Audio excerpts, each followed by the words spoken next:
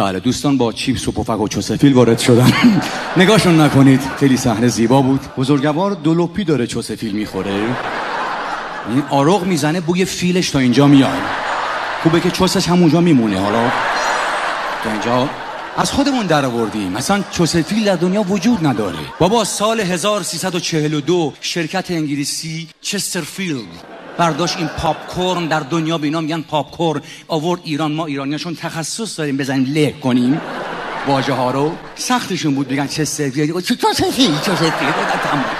والا کجا کی چوسفیل رو دیده که وقتی فیلم میچوسه چه رنگیه و مزه‌ش چیه که این بیاد بره تو پاکت. شما با روغن ذرت مثلا شدیداً تحت تاثیر قرار گرفتم. خانوادگی گرفته بود این بزرگی. حس خوبی به من دادی دوست عزیز. یک لحظه احساس کردم که اینجا سیرکه و من یه خرس گریزلی ام.